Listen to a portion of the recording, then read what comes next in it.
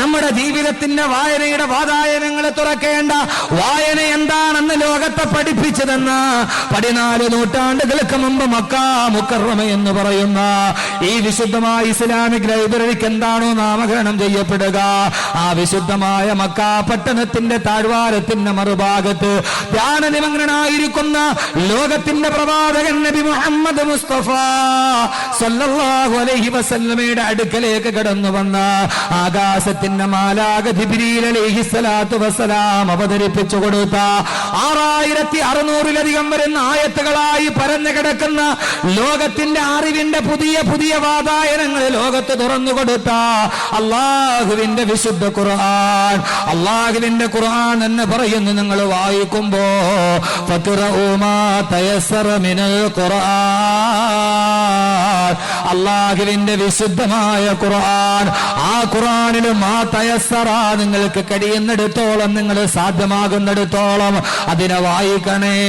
എന്താണ് വായിക്കേണ്ടതെന്ന ചോദ്യത്തിന്റെ ഉത്തരം വായിക്കേണ്ടത് ഖുർആനാണ്. എങ്ങനെയാണ് വായിക്കേണ്ടത്? എങ്ങനെയാണ് വായിക്കേണ്ടത്? അല്ലാഹുവിന്റെ ഖുർആൻ എന്ന മറുപടി പറയുന്നു, നീ വായിക്കേണ്ടത് എങ്ങനെയാണ്? ഇഖ്റഅ ബിസ്മി റബ്ബിക്കല്ലദീ ഖലഖ ഖലഖൽ ഇൻസാന മിൻ അലഖ ഇഖ്റഅ വറബ്ബുക്കൽ അക്റമുല്ലദീ അല്ലമ ബിൽ ഖലം അല്ലമൽ ഇൻസാന മാ ലം യഅലം. ഇഖ്റഅ, നീ വായിക്കണം. ഇഖ്റഅ, നീ വായിക്കണം. എന്താണ് നീ വായിക്കേണ്ടത്?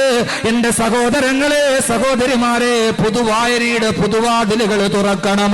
രാവിലെ മുതൽ വൈകുന്നേരം വരെ വായനയുടെ ആലസ്യത്തിന്റെ നടുവിലൂടെയുള്ള വായനയുടെ നടുവിൽ എന്തൊക്കെയാണ് വായിക്കേണ്ടതെന്നറിയാറ്.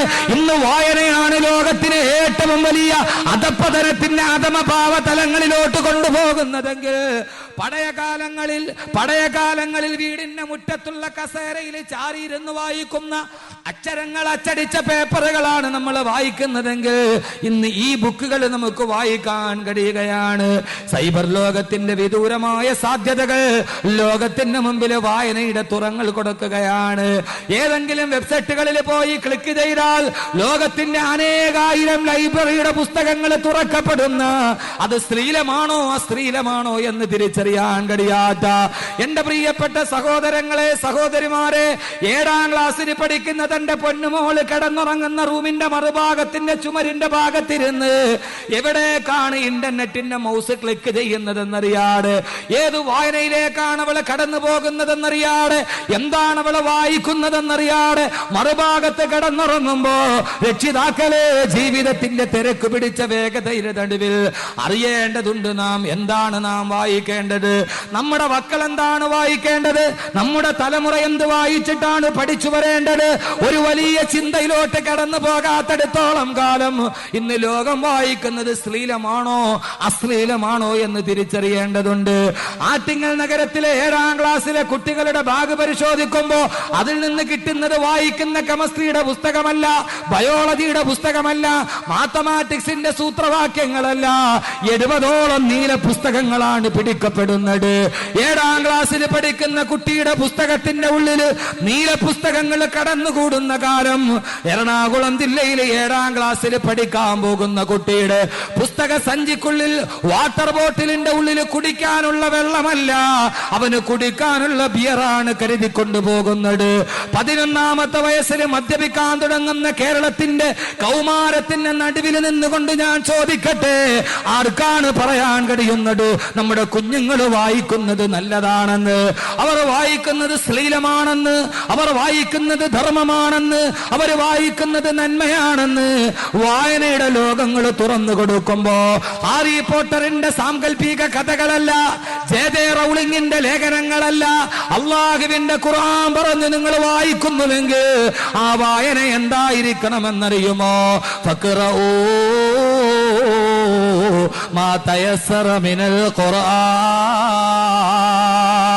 വായിക്കാൻ വേണ്ടി പറഞ്ഞുകൊണ്ട് സാക്ഷരതയുടെ മുദ്രാവാക്യവുമായി കടന്നു വന്ന അല്ലാഹുവിന്റെ ഖുർആനിനെ നിങ്ങൾ വായിക്കണേ. അതെങ്ങനെയാണ് വായിക്കേണ്ടത്? ഇഖ്റഅ ബിസ്മി റബ്ബിക്കല്ലദീ ഖലഖ്. നിന്നെ സൃഷ്ടിച്ച നിന്റെ അല്ലാഹുവിന്റെ നാമത്തിൽ വായിക്കണം. അതുകൊണ്ട് എന്റെ ചെറുപ്പക്കാരെ, സഹോദരിമാരെ, അല്ലാഹുവിന്റെ നാമത്തിലല്ലാതെയുള്ള വായന അത് വ്യർത്ഥമാണ്. അത് ലോകത്ത് ധാർമ്മികതയുടെ വഴി തുറന്നു തരികയില്ല. അല്ലാഹുവാണ് പറയുന്നത്, വായിക്കുമ്പോൾ റബ്ബിന്റെ നാമത്തിൽ വായിക്കണേ. അല്ലാഹുവിന്റെ നാമം പറഞ്ഞു വായിക്കാൻ കഴിയാത്ത വായന, ആ വായന അധാർമികതയുടെ വായനയാണെന്ന് വിശുദ്ധ ഖുർആൻ. അല്ലാഹു പറഞ്ഞു വായിക്കേണ്ടത് ഏതാ? ഖുർആൻ വായിക്കണം. എങ്ങനെ വായിക്കണം? അല്ലാഹു വെറുതെ അല്ലല്ലോ പറഞ്ഞ ഇഖ്റഅ ബിസ്മി റബ്ബിക, നിന്റെ റബ്ബിന്റെ നാമത്തിൽ വായിക്കണം എന്നല്ലേ ആദ്യത്തെ ആയത്തിറങ്ങിയത്. എന്നിട്ട് അല്ലാഹു പറഞ്ഞ എന്താ? ഏത് റബ്ബിന്റെ നാമത്തിൽ? അല്ലദീ ഖലഖ, നിന്നെ ശൂന്യതയിൽ നിന്ന് സൃഷ്ടിച്ച അല്ലാഹുവിന്റെ നാമത്തിൽ നീ വായിക്കണം എന്ന് പറഞ്ഞാൽ അതിന്റെ അർത്ഥം എന്താ? ഒരു വായനയിലൂടെ, ഒരു പുസ്തകം എടുത്ത് നമ്മൾ വായിക്കുമ്പോൾ ആ വായനയിലൂടെ നിന്റെ സിട്ടാവിനെ കണ്ടെത്താൻ നിനക്ക് കഴിയുന്നില്ലെങ്കിൽ ആ വായന പ്രയോജനമില്ലാത്ത വായനയാണ്.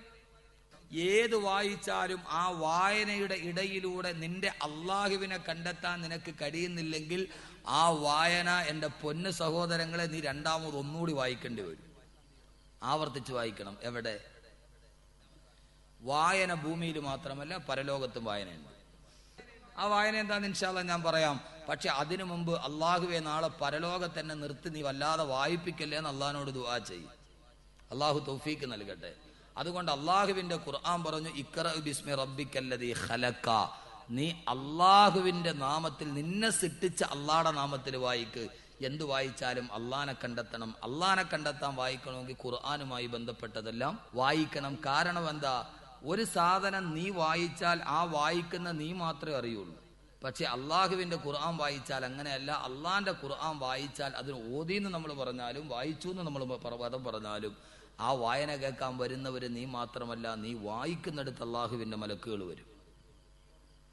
അള്ളാഹുവിന്റെ മലക്കുകൾ വരും.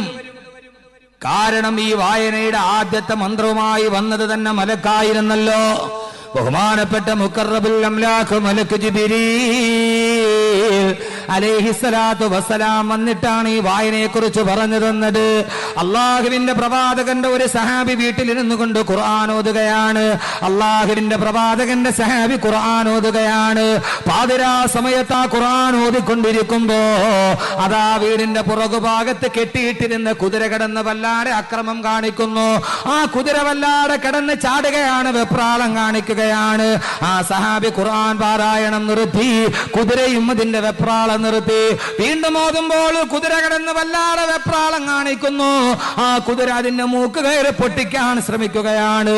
രാവിലെ സുബഹി നമസ്കാരത്തിനെത്തുമ്പോ ആ സഹാബി അള്ളാന്റെ റസൂലിനോട് പറഞ്ഞു, യാ റസൂലല്ലാഹ്, അള്ളാന്റെ തിരുദൂതരെ, ഇന്നലെ ഞാൻ വീട്ടിലിരുന്നിട്ട് ഖുർആൻ ഓതിയപ്പോ ആ സമയത്ത് എന്റെ കുതിര വല്ലാതെ അസ്വസ്ഥത പ്രകടിപ്പിച്ചു നബിയെ. അള്ളാഹുവിന്റെ പ്രവാചകൻ ആ സഹാബിയോട് പറഞ്ഞു, സഹാബി, അള്ളാഹുവിന്റെ ഖുർആൻ നീ ഓതിയപ്പോ, ആ ഖുർആൻ നീ വായിച്ചപ്പോ, അള്ളാഹുവിൻ നിന്റെ ഖുർആൻ നീ പാരായണം ചെയ്യുന്നത് കേൾക്കാൻ ആകാശത്ത് നിന്ന് ആയിരക്കണക്കിന് മലക്കുകൾ നിന്റെ വീട്ടിലോട്ട് വന്നു.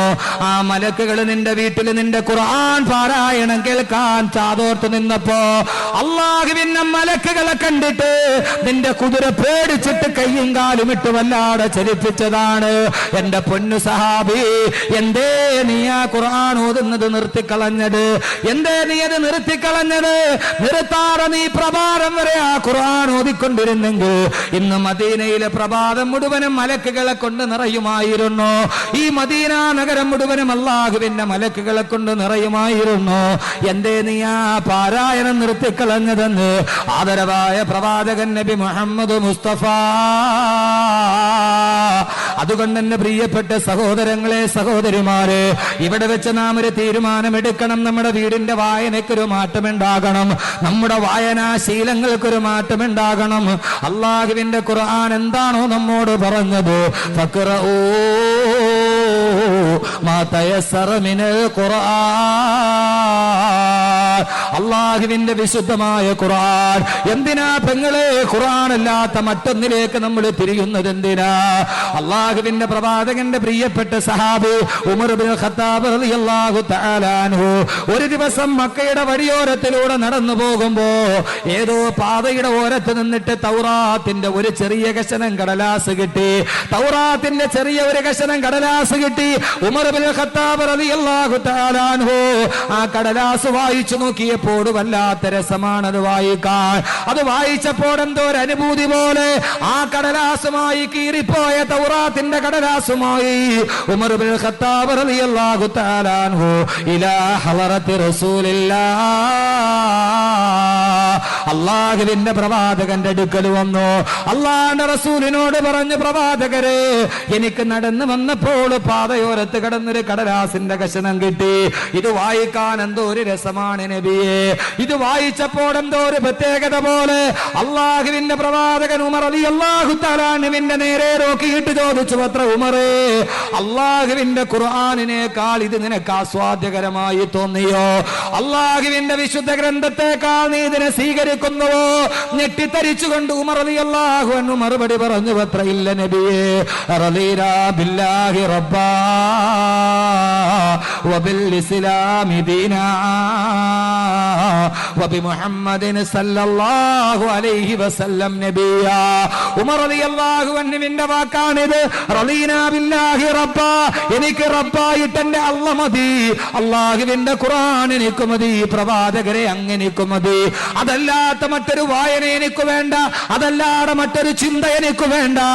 എന്റെ പ്രിയപ്പെട്ട സഹോദരങ്ങളെ, അതുകൊണ്ട് അതല്ലാത്തൊരു ചിന്തയിലോട്ട് കടന്നു ചെല്ലരുത്. നമ്മുടെ വീടുകളിൽ ഖുർആനിന്റെ വായന കൊണ്ട് മുഖരിതമാകാൻ, ആ ഖുർആനിന്റെ തഫ്സീർ ഒന്ന് വായിച്ചു നോക്കാൻ, അതുമായി ബന്ധപ്പെട്ട ചിന്താ സകലങ്ങളൊന്ന് വായിച്ചു നോക്കാൻ. ലോകത്തിൽ ആദ്യമായിട്ട് പുരോഗതിയുടെ പടപ്പുറപ്പാട്ട് പാടിയ, ഒന്നുമറിയാതെ യൂഫ്രട്ടീസ് നദിയുടെ തീരത്തുകൂടി ഞണ്ടും പെറുക്കി നടന്ന യൂറോപ്യന്മാരെ ലോകത്തിന്റെ കവാടങ്ങളിലോട്ട് കടത്തിക്കൊണ്ടുപോയ അള്ളാന്റെ വിശുദ്ധ ഖുർആൻ, ആ ഖുർആനുമായതേ വായിക്കാവൂ. അതുമായിട്ടുള്ള നിന്റെ വായനയുടെ ലോകങ്ങൾ കടന്നു പോകാൻ കഴിയണമെന്ന് അള്ളാഹുവിന്റെ വിശുദ്ധമായ ഖുർആൻ പറയുമ്പോ, രാവിലെ മുതൽ വൈകുന്നേരം വരെ ഗാർഹിക ജോലികൾ കഴിഞ്ഞിട്ട് എല്ലാം കഴിഞ്ഞ് ജോലികളെല്ലാം ഒതുക്കി വെച്ചിട്ട് പൈങ്കിളി കഥകൾ വായിക്കുന്ന എന്റെ പ്രിയപ്പെട്ട പെങ്ങള്, നമ്മുടെ കുഞ്ഞുങ്ങൾ സ്കൂൾ അടച്ചിട്ട് വെക്കേഷന് വരുമ്പോ ആ കുഞ്ഞുങ്ങൾക്ക് പൈങ്കിളി സാഹിത്യങ്ങൾ വാങ്ങിച്ചു കൊടുത്ത് 2 മാസം മുഴുവനും അവരെ വിനോദത്തിന്റെ മേഖലയിലോട്ട് കടത്തിക്കൊണ്ടുപോകുന്ന എന്റെ പ്രിയപ്പെട്ട ഉമ്മ, അല്ലാഹു നാളെ നിന്നോട് ചോദിക്കും, നിന്റെ മക്കളോട് നീ എന്താണ് വായിക്കാൻ പറഞ്ഞത്? അവർക്ക് വായിക്കാൻ നീ എന്താണ് വാങ്ങിച്ചു കൊടുത്തത്? അവർക്ക് വാങ്ങിച്ചു കൊടുത്തത് എന്താണെന്ന് നാളെ അല്ലാഹു നിന്നോട് ചോദിക്കുമെന്ന് ആദരവായ പ്രവാചകൻ നബി മുഹമ്മദ് മുസ്തഫ. നമ്മുടെ മക്കൾക്ക് നമ്മൾ എന്താണ് വായിപ്പിക്കുന്നത്? ഖുർആനിലെ കഥകൾ എന്ന് പറഞ്ഞൊരു പുസ്തകം ഈ ലൈബ്രറിയിലുണ്ട്. അള്ളാഹു ഖുർആനിൽ ഏതൊക്കെ ചരിത്രങ്ങൾ പറയുന്നുണ്ട്, ആ പുസ്തകം നമ്മുടെ മക്കൾക്കൊന്ന് എടുത്ത് വായിപ്പിച്ചു കൊടുത്ത് എത്ര പേരുണ്ട്? നമുക്കിതൊക്കെ പഠിപ്പിച്ചു കൊടുക്കേണ്ട ധാർമ്മികമായ ബാധ്യതയില്ലേ? കൊച്ചു കുഞ്ഞുങ്ങളെ നമ്മൾ ചെറുപ്പത്തിൽ ഇത് പഠിപ്പിച്ചു കൊണ്ടുവരണ്ടേ? പക്ഷേ നിങ്ങൾ ഇവിടെ ഓർക്കണം, ആദരവായ പ്രവാചകൻ നബി മുഹമ്മദ് മുസ്തഫ സല്ലല്ലാഹു അലൈഹി വസല്ലം, അള്ളാഹുവിന്റെ പ്രവാചകനൊരു മകളുണ്ടായിരുന്നു, ബീവി ഫാത്തിമ റളിയല്ലാഹു അൻഹ. അള്ളാഹുവിന്റെ പ്രവാചകന്റെ പ്രിയപ്പെട്ട മകൾ ഫാത്തിമ റളിയല്ലാഹു അൻഹയുടെ വിവാഹം കഴിഞ്ഞു. ഭർത്താവിന്റെ കൂടെ വേറൊരു വീട്ടിൽ താമസിക്കുകയാണ്. ആ സമയത്തും അള്ളാഹുവിന്റെ റസൂല് പള്ളിയിലോട്ട് പോകുമ്പോൾ ഫാത്തിമ റളിയല്ലാഹുവിന്റെ വീട്ടിൽ പോയിട്ട് വാതിലി മുട്ടും. ഫാത്തിമ അഫ തുസല്ലിയാവാനി അന്തുമ, നിങ്ങൾ രണ്ടുപേരും നിസ്കരിച്ചോ? ആരാ ചോദിക്കുന്നത്? അള്ളാന്റെ റസൂല് തന്റെ മകളെ വിവാഹം ചെയ്ത് വിട്ടിട്ട് മകളും മരുമകനും കൂടി കിടക്കുമ്പോ അള്ളാന്റെ റസൂല് പള്ളിയിലോട്ട് പോണ വഴിക്ക് വാപ്പ പോയി മോളുടെ വാതിലിൽ മുട്ടും. ഏയ് ഫാത്തിമ അവ തുസല്ലിയാവാനി അന്തുമ, നിങ്ങൾ രണ്ടുപേരും നിസ്കരിച്ചോ? ഏത് നിസ്കരിച്ചോ എന്നാ? സുബൈ നിസ്കരിച്ചോ എന്നല്ല, അതവർ മുടക്കൂല. ഫാത്തിമ, കല്യാണത്തിന് മുമ്പ് നീ പതിവായിട്ട് തഹജ്ജുദ് മുടങ്ങാൻ നിസ്കരിക്കും, അത് നിസ്കരിച്ചിട്ടാണോ കിടക്കുന്നത്? അള്ളാന്റെ റസൂല് ചോദിക്കുമായിരുന്നു. നമ്മുടെ മക്കള് നമ്മുടെ കീഴിൽ നിൽക്കുമ്പോൾ നമുക്ക് ആ ചിന്തയുണ്ടോ? ഇല്ലെങ്കിൽ നിങ്ങൾ പഠിച്ചോളി, നാളെ അള്ളാഹ് കയ്യിൽ തന്നിട്ട് പറയും വായിക്കടാ. വായന ഇവിടെ മാത്രമല്ല, ഇഖ്റ ഖുർആനിൽ പറയുന്ന 2 പ്രാവശ്യമാണ്. ഇക്ര എന്ന് പറയുന്നത് നിങ്ങൾ ഇവിടെ വെച്ച് പറഞ്ഞല്ലേ കേട്ടിട്ടുള്ളൂ. ഇവിടെയും നിങ്ങൾ വായിക്കണം, പരലോകത്ത് നിങ്ങൾ വായിക്കണം. അല്ല തരും, വായിക്കടാ. ആ സമയത്ത് വായിക്കാൻ പറ്റുമോ? അതുകൊണ്ട് തന്നെ പ്രിയപ്പെട്ട സഹോദരിമാരെ, നന്നായിട്ടൊന്ന് കേൾക്കി. നമ്മുടെ മക്കളുടെ കാര്യത്തിൽ ഇങ്ങനൊരു ചിന്തയുണ്ടാകട്ടെ. അള്ളാഹുവിന്റെ പ്രവാചകന്റെ പ്രിയപ്പെട്ട മകൾ ഫാത്തിമ റളിയല്ലാഹു അൻഹ, അവരുടെ ഭർത്താവ് അലി റളിയല്ലാഹു തആല, അലി റളിയല്ലാഹുവിന് സുന്നത്ത് നോമ്പാണ്. അസറിന്റെ സമയം കഴിഞ്ഞു, നോമ്പ് തുറക്കാൻ വീട്ടിലൊന്നുമില്ല, പട്ടിണിയാ. ഫാത്തിമ റളിയല്ലാഹു അൻഹയോട് അലി റളിയല്ലാഹു അൻഹു പറഞ്ഞു, ഫാത്തിമ, നിന്റെ വാപ്പാടെ അടുക്കൽ 5 ആടുകളെ ആരോ കൊണ്ടുവന്ന് കൊടുത്തിട്ടുണ്ട്. നീ പോയിട്ട് നിന്റെ വാപ്പായോട് അതിൽ ഒരാടിനെ നമുക്ക് തരാൻ പറയണം. വാങ്ങിച്ചുകൊണ്ട് വന്നാൽ ഇന്ന് നമുക്ക് ആടിനെ വെട്ടി കറി വെച്ച് നമുക്ക് നോമ്പ് തുറക്കാം. ഫാത്തിമ അള്ളാൻ നോക്കുമ്പോൾ ശരിയാണ്, അലി അള്ളാൻ പട്ടിണിയിലാണ്, നോമ്പ് തുറക്കാൻ ഒന്നുമില്ല. അള്ളാഹുവിന്റെ പ്രവാചകൻ നബി മുഹമ്മദ് മുസ്തഫ, എന്റെ പ്രിയപ്പെട്ട സഹോദരങ്ങളെ, അള്ളാഹുവിന്റെ പ്രവാചകന്റെ പ്രിയപ്പെട്ട ഭർത്താവ്, പ്രിയപ്പെട്ട മകൾ അലി റളിയല്ലാഹു അൻഹുവിനെ ഫാത്തിമ പോയി 5 ആടിനെ കിട്ടിയിട്ടുണ്ട്, ഒരാടിനെ തരാൻ പറ. ഫാത്തിമ റളിയല്ലാഹു തആല അൻഹ നേരെ പോയി. അള്ളാഹുവിന്റെ പ്രവാചകൻ പ്രിയപ്പെട്ട പിതാവിരിക്കുകയാണ്. പൊന്നുമോളായ ഫാത്തിമ റളിയല്ലാഹു അൻഹ ചെന്ന് തന്റെ പ്രിയപ്പെട്ട പിതാവിന്റെ ചുറ്റും ഇങ്ങനെ മെല്ലെ മെല്ലെ വട്ടം ചുറ്റി നടക്കാൻ തുടങ്ങി. അള്ളാഹുവിന്റെ റസൂൽ ചോദിച്ചു, എന്താ ഫാത്തിമ? കേൾക്കണ സഹോദരിമാരെ, എന്നിട്ട് മക്കളെ വളർത്ത്, അല്ലാതെ ഇങ്ങനെ നടത്തിയിട്ടൊന്നും വലിയ കാര്യമില്ല. കാരണം വളർത്തിയിട്ട് കെട്ടിച്ചു കൊണ്ടുപോയത് വല്ലവരും കെട്ടിച്ചുകൊണ്ടു.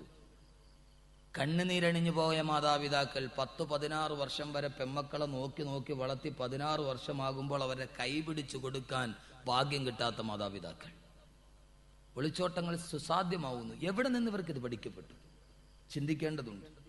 പെൺമക്കളെ കുറിച്ച് വളരെയേറെ ചിന്തിക്കേണ്ടതുണ്ട്, ആൺകുട്ടികളെ കുറിച്ച്. അതുകൊണ്ട് ഞാൻ പറയുന്നത്, ഇതുപോലെയുള്ള സംരംഭങ്ങൾ ഒരു മഹലിൽ അത്യാവശ്യമാണ്. നമ്മുടെ തലമുറകൾ അങ്ങനെ തന്നെ വളരേണ്ടതുണ്ട്. പള്ളി ഇമാമിയങ്ങളുടെയും മഹല്ല് ഭാരവാഹികളുടെയും സത്വരമായ ശ്രദ്ധ അതിലേക്ക് പതിയേണ്ടതുണ്ട്. അള്ളാഹു തൗഫീക്ക് നൽകുമാറാകട്ടെ. എന്റെ പ്രിയപ്പെട്ട സഹോദരങ്ങളെ, ഫാത്തിമ റളിയല്ലാഹു അൻഹ പ്രവാചകന്റെ ചുറ്റും ഇങ്ങനെ നടന്നു. അള്ളാഹുവിന്റെ റസൂൽ ചോദിച്ചു, ഫാത്തിമ എന്താണ് മോളെ? ആ സമയത്ത് ഫാത്തിമ റളിയല്ലാഹു അൻഹ പറഞ്ഞു, യാ റസൂലല്ലാഹ്, ഫാത്തിമയുടെ ഭാഗ്യം വല്ലാത്ത ഭാഗ്യമാണ്. ഒരേ സമയത്ത് ഒരാളെ തന്നെ പ്രിയപ്പെട്ട ഉപ്പാന്ന് വിളിക്കാനും യാ റസൂലല്ലാഹ് എന്ന് വിളിക്കാനും ഭാഗ്യം ലഭിച്ച ഏറ്റവും നല്ല മോൾ ഫാത്തിമ റളിയല്ലാഹു അൻഹ. ആ ഫാത്തിമ റളിയല്ലാഹു അൻഹ ഉപ്പായോട് പറഞ്ഞു, ഉപ്പാ, ഈ മലക്കുകൾക്ക് വിശപ്പ് വന്നാൽ ദിക്ർ ചൊല്ലിയാൽ അത് മാറൂന്നും കേട്ടിട്ടുണ്ട്. പക്ഷെ മനുഷ്യർക്ക് വിശപ്പ് വന്നാൽ ദിക്ർ ചൊല്ലിയാൽ മാറൂല വാപ്പ. ഒന്ന് ചിന്തിച്ചു നോക്കിയാൽ അള്ളാന്റെ റസൂലിന്റെ കൊച്ചു കൂര, ആ വീട്ടിലൊരു പിതാവും മകളും, എത്ര സ്നേഹം. അള്ളാഹുവിന്റെ പ്രവാചകൻ സല്ലല്ലാഹു അലൈഹി വസല്ലമ, അതൊരു യഥാർത്ഥ ജീവിതമാണ്. ഫാത്തിമ റളിയല്ലാഹു തആല അൻഹ കല്യാണം കഴിച്ചു വിടുമ്പോൾ ഫാത്തിമ അങ്ങ് അകലെ പോയി കല്യാണം കഴിഞ്ഞിട്ട് താമസിക്കണ റസൂലുള്ളാഹിക്ക് ഇഷ്ടമല്ല. കാരണം മോളെ എപ്പോഴും കണ്ടുകൊണ്ടിരിക്കണം. രാവിലെ വാപ്പ എഴുന്നേറ്റ ഉടനെ ജനൽ തുറക്കും, അതേ സമയത്ത് മോളപ്പുറത്തുനിന്ന് ജനൽ തുറക്കും. രണ്ടുപേരും ജനലിൽ കൂടെ പരസ്പരം ഇങ്ങനെ നോക്കിക്കൊണ്ടിരിക്കും. രാവിലെ എഴുന്നേറ്റാൽ ഉടനെ ഉപ്പാക്ക് മോളെ കാണണം, മോക്ക് എഴുന്നേറ്റ ഉടനെ ഉപ്പാനെ കാണണം, വിവാഹം കഴിച്ചതിന് ശേഷം. അതുകൊണ്ട് റസൂലുള്ള എന്ത് ചെയ്തു? റസൂലുള്ളാടെ വീടിന്റെ മുമ്പിൽ ഒരു ഇത്തിരി സ്ഥലം കാലിയായിട്ട് കിടപ്പുണ്ടാകുന്ന ഒരു സഹാബിയുടെ, ആ സഹാബിയോട് ചോദിച്ചു, ഈ സ്ഥലം എനിക്ക് എന്നാ എന്റെ വില ഞാൻ തന്നേക്കാം. അങ്ങനെ റസൂലുള്ള മുമ്പിൽ കിടന്ന ഒരു സഹാബിയുടെ കയ്യിൽ നിന്ന് വസ്തു വാങ്ങിച്ച് അവിടെ ഫാത്തിമ അള്ളാൻ ഒരു വീട് വെച്ചു കൊടുത്തു. മോളെ, നീ ഇവിടെ കിടന്നു, എനിക്ക് എപ്പോഴും നിന്നെ കാണണം. എന്തൊരു സ്നേഹം അവര് തമ്മിൽ. റസൂലുള്ള വസ്തു വാങ്ങിച്ച് വീടിന്റെ മുമ്പിൽ വീട് വെച്ചു കൊടുത്തു. കാരണം എന്താ? കെട്ടിക്കൊണ്ട് അങ്ങ് പോയ പിന്നെ കാണാൻ പറ്റുമോ? ആ മോളാണ് വന്നിട്ട് പറയുന്നത്, വാപ്പാ, മലക്കുകൾക്ക് വിശപ്പ് വന്നാൽ ദിക്ർ ചൊല്ലിയാൽ മാറും, വിശപ്പ് മാറും. പക്ഷെ മനുഷ്യന് വിശപ്പ് വന്നാൽ ദിക്ർ ചൊല്ലിയാൽ മാറൂല വാപ്പാ. അതെന്താ അങ്ങനെ പറയാൻ കാര്യമെന്നറിയാവോ? അള്ളാന്റെ റസൂലിന്റെ മുമ്പിൽ ഇതിനു മുമ്പ് ഫാത്തിമ റളിയല്ലാഹു തആല ഒരു ആവലാതിയായിട്ട് വന്നു, വാപ്പാ, എൻ്റെ ഈ അരിയൊക്കെ ആട്ടി ആട്ടി എൻ്റെ കയ്യിലെ ഞരമ്പൊക്കെ പൊട്ടി, ചോര ഒലിക്കുന്നുണ്ടോ വാപ്പാ? റസൂലുള്ളാഹിക്ക് കണ്ടിട്ട് കണ്ണീന്ന് കണ്ണുനീര് വന്നു. റസൂലുള്ള പറഞ്ഞു, ഫാത്തിമ, നിന്റെ ഈ ദുനിയാവിലെ ബുദ്ധിമുട്ടും മാറും, ആഖിറത്തിലെ ബുദ്ധിമുട്ടും മാറും. ഞാൻ നിനക്കൊരു ദിക്ർ പഠിപ്പിച്ചു തരാം. ഉറങ്ങാൻ നേരം 33 പ്രാവശ്യം സുബ്ഹാനല്ലാഹ് പറഞ്ഞു, 33 പ്രാവശ്യം അൽഹംദുലില്ലാഹ് പറഞ്ഞു, 34 പ്രാവശ്യം അല്ലാഹു അക്ബർ പറഞ്ഞു. നിന്റെ എല്ലാ ബുദ്ധിമുട്ടും മാറും ഫാത്തിമ. ഫാത്തിമ ഈ ദിക്റും പഠിപ്പിച്ചുകൊണ്ട് പോയി. അപ്പൊ അതുകൊണ്ടാണ് ഫാത്തിമ ബീവി പറഞ്ഞത്, വാപ്പാ, വിശപ്പുണ്ടാകുമ്പോൾ മലക്കുകളൊക്കെ ദിക്ർ എന്നാൽ വിശപ്പ് മാറുള്ളൂ, മനുഷ്യന് മാറൂല. ഞാനിപ്പോൾ വന്നിരിക്കുന്ന എൻ്റെ കാര്യത്തിനല്ല, എൻ്റെ ഭർത്താവിൻ്റെ കാര്യത്തിനാണ്. അതുകൊണ്ട് ഇന്നും ദിക്ർ പറഞ്ഞിട്ട് വിടരുത്. പിന്നെ എന്ത് ചെയ്യണം? ആടിനെ തരണം. അതാണ് ഫാത്തിമ ബീവി അങ്ങനെ പറഞ്ഞത്. അള്ളാഹുവിന്റെ പ്രവാചകന്റെ അടുക്കൽ വന്ന ഫാത്തിമ റളിയല്ലാഹു അൻഹ പറഞ്ഞു, യാ റസൂലല്ലാഹ്, അള്ളാന്റെ തിരുദൂതരെ, എന്റെ ഭർത്താവായ അലി റളിയല്ലാഹു അൻഹു സുന്നത്ത് നോമ്പാണ്. അലിയാണെങ്കിലോ ഭക്ഷണം പ്രതീക്ഷിച്ചിട്ട് കാത്തിരിക്കുകയാണ്. അങ്ങയുടെ അടുക്കൽ 5 ആടിനെ ഹദിയായിട്ട് കിട്ടിയെന്നറിഞ്ഞു. അതിൽ നിന്ന് ഒരാടിനെ എനിക്ക് തരുമോ നബിയേ? എന്റെ ഭർത്താവിന് നോമ്പ് തുറക്കാൻ അല്പം ആഹാരം ഞാൻ വെച്ചു കൊടുക്കട്ടെ നബിയേ. അള്ളാഹുവിന്റെ പ്രവാചകൻ എന്ത് പറയണമെന്നറിയാതെ ഫാത്തിമയെ നോക്കി. കാരണം ഫാത്തിമ ബീവി അഡ്വാൻസ് ആയിട്ട് പറഞ്ഞിട്ടുണ്ട്, നബിയേ ഇന്ന് ദിക്റ് പറഞ്ഞു തരരുത്, അതുമായിട്ട് തൃപ്തിയോടെ മടങ്ങാൻ എനിക്ക് കഴിയില്ല യാ റസൂലല്ലാഹ്. അള്ളാന്റെ തിരുദൂതര് പറഞ്ഞു, ഫാത്തിമ നിനക്ക് വേണമെങ്കിൽ ഒരാടിനെയല്ല 5 ആടിനെ വേണമെങ്കിൽ നിനക്ക് തന്നേക്കാമോളെ. ഫാത്തിമ റളിയല്ലാഹു അൻഹയ്ക്ക് വല്ലാത്ത സന്തോഷമായി. 5 ആടിനെ എനിക്ക് തരാനോ? സുഭിക്ഷമായിട്ട് എന്റെ ഭർത്താവുമൊത്ത് ഭക്ഷണം കഴിക്കാമല്ലോ. സഹോദരിമാരെ, ഫാത്തിമയെ കുറ്റം പറഞ്ഞിട്ട് കാര്യമില്ല. കാരണം എന്താ? ഫാത്തിമ ബീവി പട്ടിണിയുടെ നടുവിലാണ്. ആ മോള് തന്നെയല്ലേ പറഞ്ഞത്, നറൽ ഹിലാല തുമ്മൽ ഹിലാല തുമ്മൽ ഹിലാല ഷഹറൈനി മുത്തതാബിഐനി വഫീ അബിയാത്തി റസൂലില്ലാഹി സ്വല്ലല്ലാഹു അലൈഹി വസല്ലം മാ നസ്തൗഖിദു നാറാ. അള്ളാന്റെ പ്രവാചകന്റെ വീട്ടിൽ 2 മാസമായിട്ട് വീട്ടിൽ അടുപ്പിൽ തീ പുകഞ്ഞിട്ടില്ല. അപ്പോഴൊക്കെ ഞങ്ങൾ 2 മാസമായി പട്ടിണിയാണ് കിടക്കുന്നതെന്ന് സാക്ഷ്യപ്പെടുത്തിയ പട്ടിണിയുടെ അങ്ങേ പലക കണ്ട ഫാത്തിമ റളിയല്ലാഹു അൻഹ അള്ളാന്റെ റസൂലിനോട് പറയുകയാണ്, നബിയേ എനിക്ക് ആടിനെ തരുമെന്ന് പറഞ്ഞാൽ 5 ആടിനെ തരുമെന്ന് കേട്ടപ്പോൾ സന്തോഷമുണ്ടാകുന്നത് സ്വാഭാവികമല്ലയോ?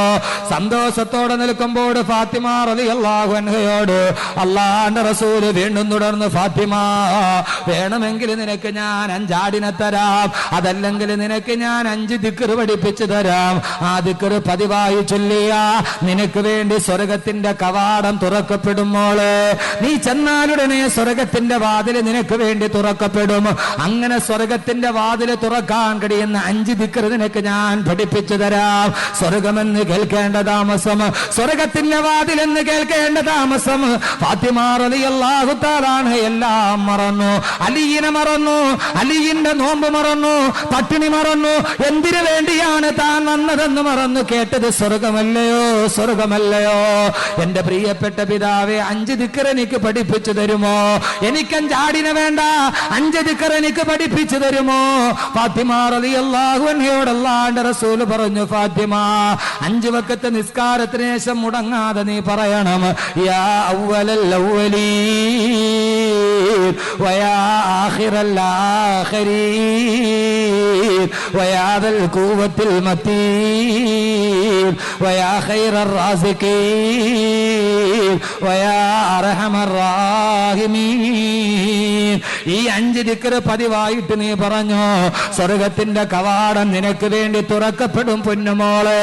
5 ദിക്റും കയ്യിൽ പിടിച്ചുകൊണ്ട് ഫാത്തിമ ബീവി ഇറങ്ങിപ്പോയി. എന്റെ പ്രിയപ്പെട്ട സഹോദരിമാരെ, മാതാപിതാക്കളെ, അള്ളാന്റെ റസൂലിന്റെ മോളാണ് വന്ന് ചോദിക്കുന്നത്. അള്ളാന്റെ റസൂലിന് കൊടുക്കാൻ 5 ആടുകളും അവിടെ സജ്ജമായിട്ടിരിപ്പുണ്ട്.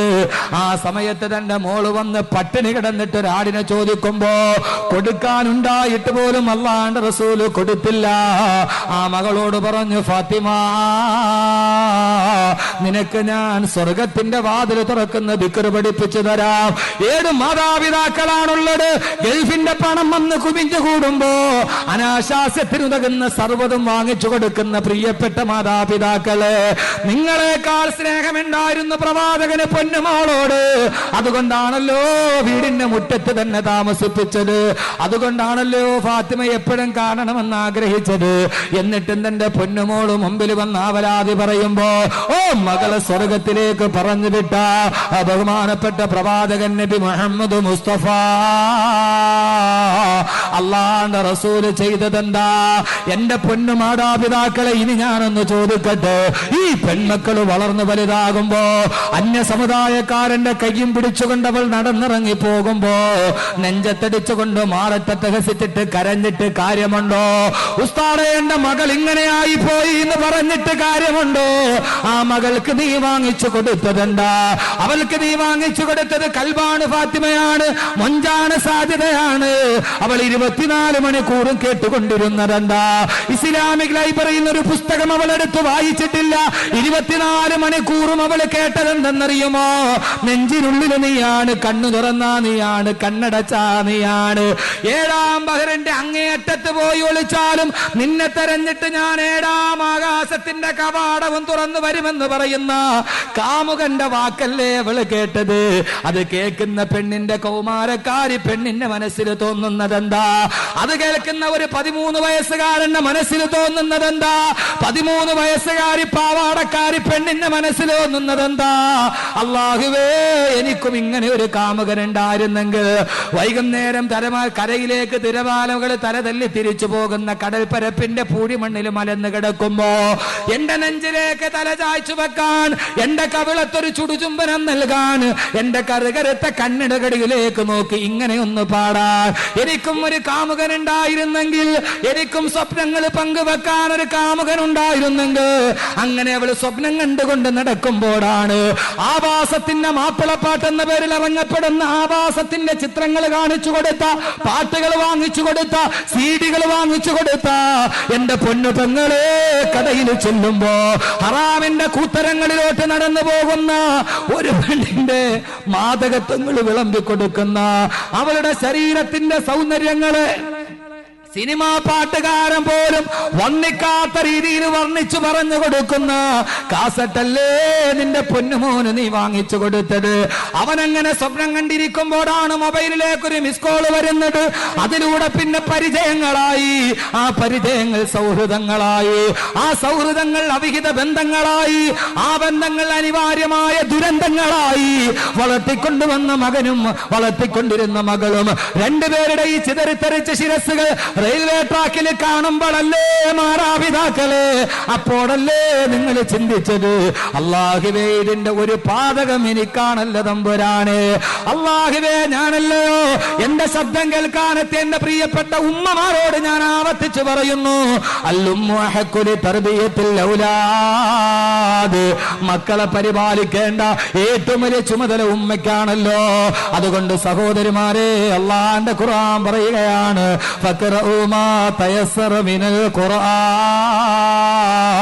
അള്ളാന്റെ ഖുർആന്റെ കഥകൾ പഠിപ്പിച്ചു കൊടുക്കാത്തതെന്താ? അള്ളാന്റെ ഖുർആന്റെ സന്ദേശങ്ങൾ പഠിപ്പിച്ചു കൊടുക്കാത്തതെന്താ? ഖുർആനുമായി ബന്ധപ്പെട്ടത് പഠിപ്പിച്ചു കൊടുക്കാത്തതെന്താ?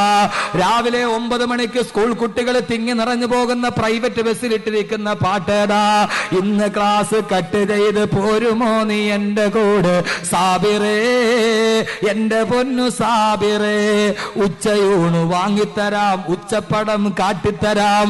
9ാം ക്ലാസ്സിൽ പഠിക്കുന്ന കുട്ടികൾ 9:30 പ്രൈവറ്റ് ബസ്സിൽ കുത്തിത്തറച്ചു പോകുമ്പോ ഇട്ടുകൊടുക്കുന്ന പാട്ടേടാ, ഉച്ചപ്പടം കാണിച്ചു കൊടുത്ത്, ഉച്ചയ്ക്ക് ചോറും വാങ്ങിച്ചു കൊടുത്ത് കടൽക്കരയിൽ കൊണ്ടുപോകുന്ന കാമുകന്റെ സ്വപ്ന ദൗർബല്യങ്ങൾ പറഞ്ഞു കൊടുക്കുന്ന, ലോകത്തിന്റെ ആഭാസങ്ങൾ വാങ്ങിച്ചു കൊടുക്കുന്ന എന്റെ പ്രിയപ്പെട്ട മാതാപിതാക്കളെ, അള്ളാന്റെ ഖുർആൻ വ്യക്തമായിട്ട് പറഞ്ഞിട്ടുണ്ട്, അള്ളാഹുവിനെ കുറിച്ച് അറിയാൻ കഴിയുന്ന, അള്ളാഹുവിന്റെ തൗഹീദിനെ കുറിച്ച് അറിയാൻ കഴിയുന്ന, അവന്റെ പ്രവാചകനെ അറിയാൻ കഴിയുന്ന വായനേ നിന്റെ ജീവിതത്തിൽ ഉപയോഗപ്പെടുമെന്ന് അള്ളാന്റെ വിശുദ്ധ ഖുർആൻ.